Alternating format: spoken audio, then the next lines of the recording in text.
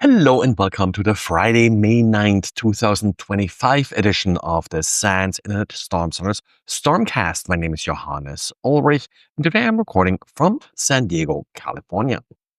Well, Xavier is on a roll, and we got another diary from Xavier, this time a little SSH trick. The problem here was that Xavier was provided with a system that only was accessible via SSH, had no outbound connectivity. That was all blocked by the firewall. Well, and Xavier still had to basically reach out to a couple websites to download additional tools.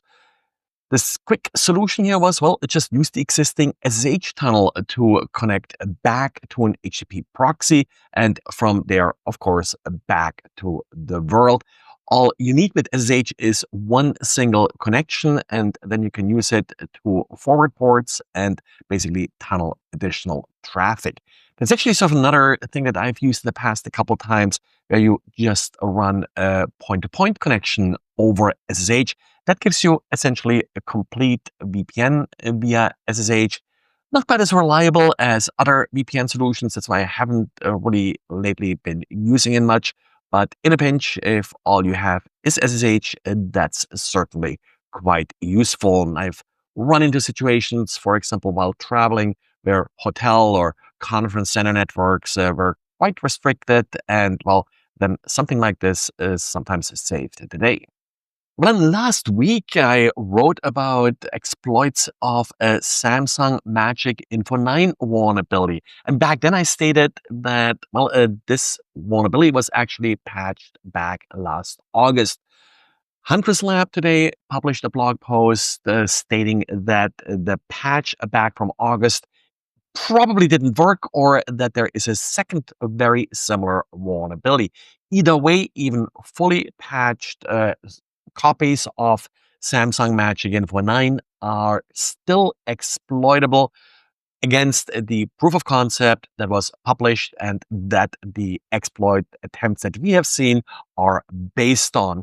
So if you're using Samsung magicINFO, which is typically used to manage the content on Samsung advertisement signage displays, well, better make sure that your install of magicINFO is not accessible from the internet.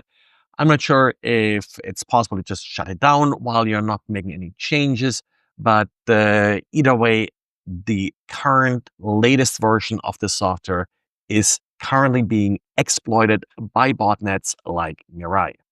When it comes to endpoint detection and response systems, there is an ongoing battle between attackers and defenders, where attackers are attempting to corrupt or disable the endpoint detection and response system. Now, there is a new exploit that has now been seen in the wild, being used against SentinelOne, doing just that. This was observed by Aon, and they observed this as part of their incident response practice. The trick that the attacker exploited here was against SentinelOne, that SentinelOne's upgrade process apparently wasn't properly protected. So by disabling and corrupting the update process, it was actually then possible to disable the endpoint protection on a particular host. SentinelOne has published some guidance about how to protect yourself from this particular attack. So if you're using SentinelOne, take a look at the Aon blog and see how to apply these protections. Well, then we have another incomplete patch to report about. Commvault, I think about 2 weeks ago, they patched a vulnerability. watchTowr came up with a great write-up of the vulnerability, including proof of concept exploits. Well, Will Dorman is now reporting that he tried that proof of concept exploit against a fully patched version of Commvault, and apparently it still works. So double check your backup systems and make sure that you have them isolated. I haven't seen anything yet about a new updated patch for this particular software. Well, that's it for today. So thanks for listening, and talk to you again on Monday.